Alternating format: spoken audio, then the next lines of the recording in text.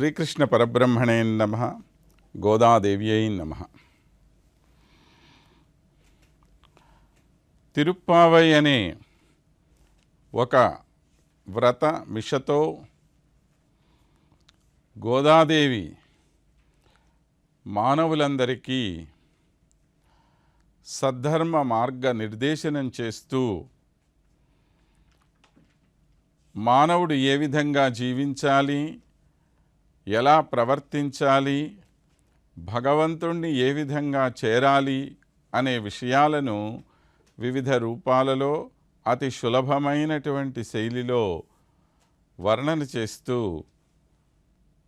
తనతో పాటు మనందరినీ కూడా ఆ ప్రయాణంలో భాగస్వాములను చేస్తూ ఉన్నారు. ఆమె వెంట 5 లక్షల మంది గోపబాలికలు ఉన్నారట. అయినప్పటికీ కూడా ఏ ఒక్కళ్ళు కూడా ఈ అద్భుతమైన ప్రయాణంలో భాగస్వాములు కాకుండా మిగిలిపోకూడదు అనే ఉద్దేశంతో ఆ తల్లి తమంతట తాముగా తమ మనస్సుల్లో భగవానుణ్ణి అనుభవిస్తూ కూర్చొని ఉన్నటువంటి ఒక 10 మంది విలక్షణమైన గోపబాలికలను కూడా నిద్రలేపి వారిని కూడా తన గోష్ఠిలో కలుపుకొని ముందుకు తీసుకొని వెళుతూ ఉన్నారు. ఆ విధంగా తాము ఏ కృష్ణ పరమాత్మనైతే చేరాలని చెప్పి అనుకుంటున్నారో ఆయన దగ్గరికి చేరుకునేటువంటి ప్రయత్నం ప్రారంభమైంది. దీన్ని మనం ఆశ్రయణ దశ అని చెప్పి అంటాం.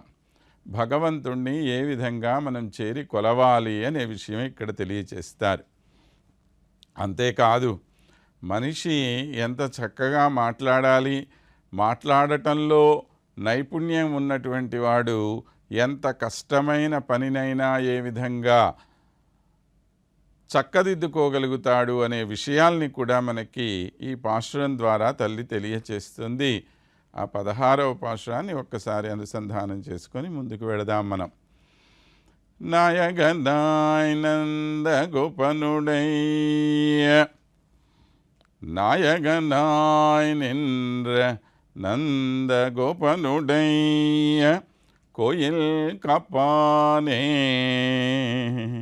கொடி தோன்றும் தோரண வாசல் காப்பானே மணிக்கதவம் தாழ்த்திரவாய் ஆயர் சிறுமியரோ முக்கு அரை பறை மாயன் மணிவண்ணன் நெனலே வாய் நேர்ந்தான் துயோமாய் வந்தோம் துயிலழப்பாடுவான் வாயால் முன்ன முன்ன மாத்தாதேயம்மா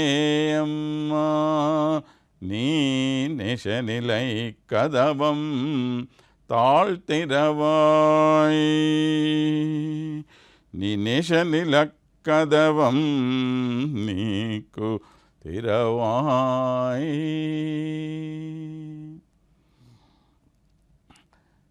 ఏం చెప్తున్నదో చూడండి తల్లి. ఇక్కడ భగవానుణ్ణి చేరటానికి వెళ్ళేటువంటి వాళ్ళు ఏ విధంగా వెళ్ళాలి అనే విషయాన్ని మనకు తెలియచేస్తున్నారు.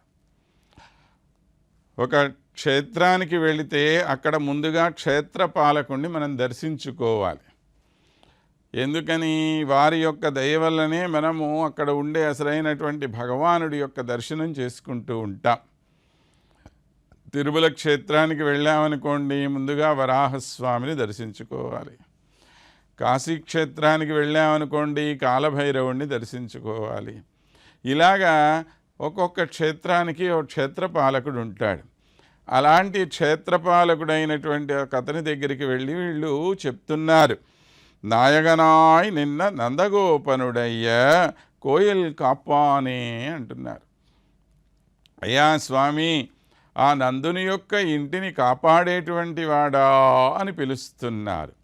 అదేమిటి, వచ్చింది కృష్ణుడి దగ్గరికి కదా, మరి నందుడి ఇంటిని కాపాడేవాడా అని ఎందుకు చెప్పటము? కృష్ణుడి ఇంటిని కాపాడేవాడా అనొచ్చు కదా అన్నారు. ఎందుకని? పరమాత్మ కృష్ణావతారంలో రావటానికి ముఖ్యమైనటువంటి కారణమే పరతంత్రాన్ని ఆయన ఇష్టపడటం. సర్వతంత్ర స్వతంత్రుడైనటువంటి పరమాత్మని ఎవరు ఎక్కడా అడ్డగించరు. కానీ ఎప్పుడూ ఆ స్వాతంత్రాన్ని అనుభవించే స్వామి ఎప్పుడూ ఒకే విధమైన స్థితిలో ఉంటే ఏం బాగుంటుంది చెప్పండి? అందుకని ఆయనకు కూడా అందులో కొద్దిగా విసుగొచ్చేసింది. వచ్చేసి నేను ఎవరికన్నా పరతంత్రుణ్ణైతే బావుండు, ఎవరన్నా నా మీద అధికారం చెలాయిస్తూ ఉంటే బావుండు అని చెప్పి అనుకున్నాడు. లేకపోతే ఎక్కడ యశోదమ్మ, ఎక్కడ కృష్ణుడు? అలాంటి యశోదమ్మ పోయి ఈ పిల్లవాడిని ఒక రోలుకు కట్టివేయగలిగిన సామర్థ్యం ఉందా అండి? ఎందుకు కట్టబడ్డాడు ఆయన అంటే పోతనగారు ఏమన్నారు? భక్తి పరతంత్రుడై అని చెప్పి అంటారు. ఆ భక్తికి కట్టుబడినటువంటి వాడై ఆ రోలుకు కట్టుబడ్డాడు. కానీ లేకపోతే ఆయనకి ఏమవసరం చెప్పండి? కనుక ఆ నందుని కుమారుడా అనంటే ఈయన సంతోషపడతాడనే ఉద్దేశంతో నందుని ఇంటిని కాపలా కాసేవాడా అని అన్నారు. తరువాత కోడి తోండ్రం తోరణ వాషల్ కాపానే అన్నారు. ఇక్కడ ముందరేమో ఒక ఆయన ఉన్నాడు. ఏది?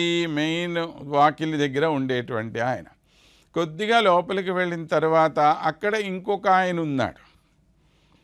అంటే మనకి అంచెలంచెలుగా ఉంటుంది కదా భద్రత, అలాగనమాట. ఈయన పని ఏమిటి అంటే ఆ పైన కట్టినటువంటి జెండాని, ఆ ద్వారా కట్టినటువంటి తోరణాన్ని, వీటిని కాపాడటం ఆయన యొక్క పని.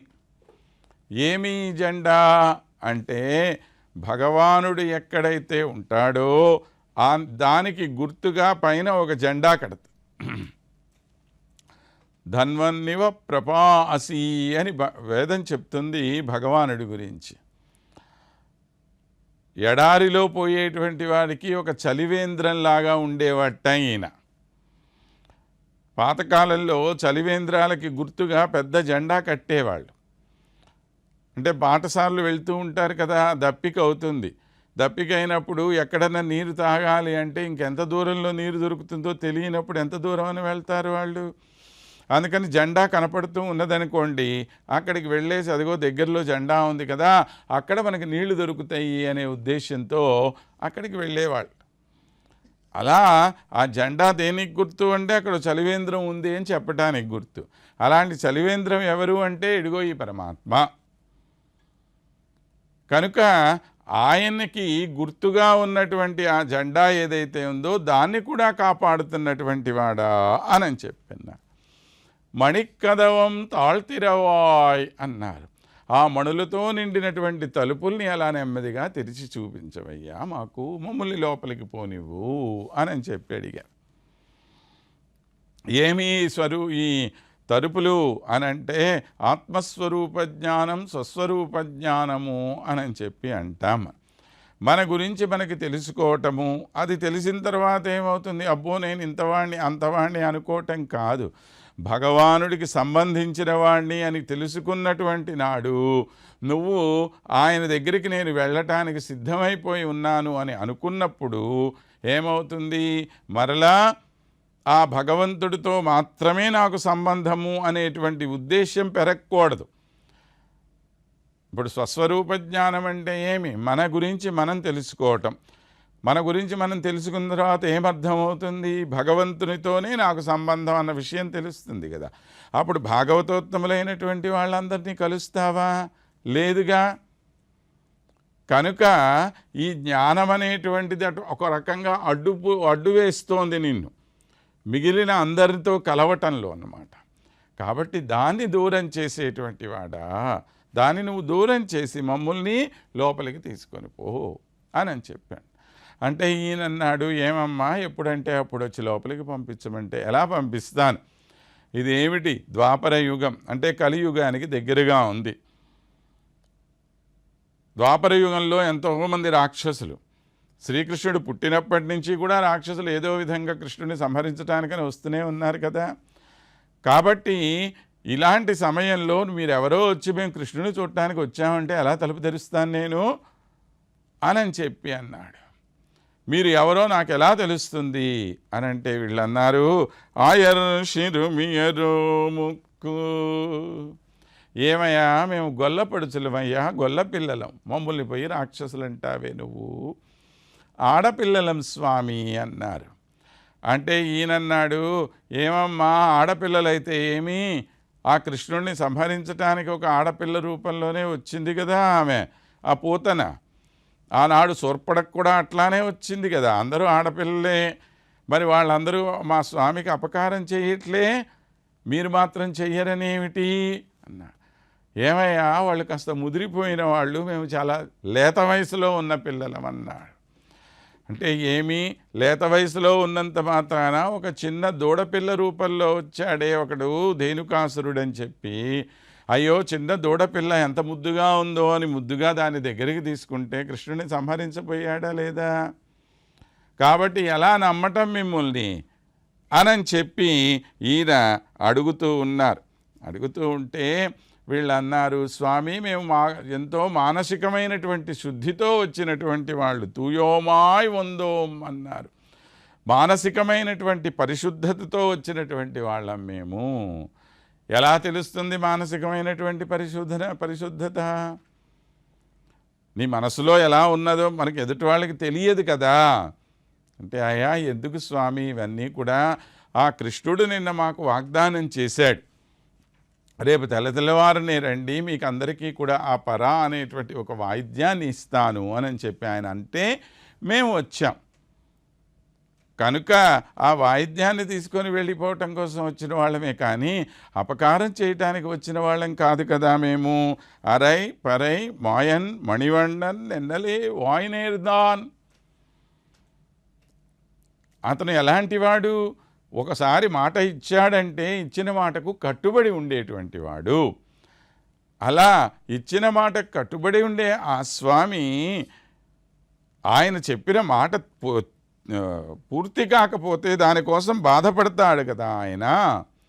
రామో ద్విర్నాభిభాషతే అని చెప్పి అంటామే. రాముడు 2 మాటలు మాట్లాడు, ఒకటే మాట అని చెప్పి అన్నాడు. మరి కృష్ణుడు కూడా అదే మాట అన్నాడు, నమే మోఘో వచో భవేత్, నమే మోఘం వచో భవేత్ అని అంటాడు ఆయన. నా మాట ఎప్పటికీ కూడాను తప్పదు అని చెప్పి ద్రౌపదితో చెప్పాడు. ఇలాగా ఇన్ని విధాలుగా చెప్పిన మాట కట్టుబడి ఉండేటువంటి ఆ స్వామి మాటను పోగొట్టుకుంటాటయ్యా. మేమింత పవిత్రంగా వచ్చాము అన్నారు. అంటే పవిత్రంగా అంటే స్నానం చేసి వచ్చామని అన్నాడు. దేనికోసం వచ్చారన్నాడు, తుయిలే చెప్పాడువాన్, మంగళగీతాలు పాడటానికి. ఆయన నిద్రపోతుంటే మంగళగీతాలు పాడటం ఏంటమ్మా? పడుకున్న వాళ్ళని ఎవరన్నా నిద్రలేపుతారా అని అంటే, అయ్యా స్వామి నువ్వు ఇంకా మాట్లాడమాక, వాయాల్ మున్న మాతాదేయమ్మా, స్వామి నువ్వు ఇంకేమీ మాట్లాడవద్దు, నన్ను ఏదో ఒక విధంగా లోపలికి పోని చేసేయి, నీ నేష నిలైక్కదవం, నీకు ప్రేమగా ఆ తలుపుల్ని నువ్వే తెరువయ్యా, నీ చేతులతో నువ్వు మమ్మల్ని లోపలికి పంపించు అని ప్రార్థన చేశారు. అంటే మన మాట విననటువంటి వాళ్ళని మనం ఎంత చక్కగా బతిమిలాడవచ్చో, వాళ్ళని ఎంత చక్కగా మనము కన్విన్స్ చేసి వాళ్ళతోటి మనం కావలసిన పని చేయించుకోవచ్చో, ఈ మాట నైపుణ్యము మనిషికి ఎంత అవసరమో మనకి ఈ పాశురంలో తల్లి తెలియచేసింది అనే విషయాన్ని తెలుసుకొని ఇంకొక అడుగు మనం ముందుకు వేద్దాం. అంతవరకు స్వస్తి. ఆండాళ్ తిరువడిగళే శరణం.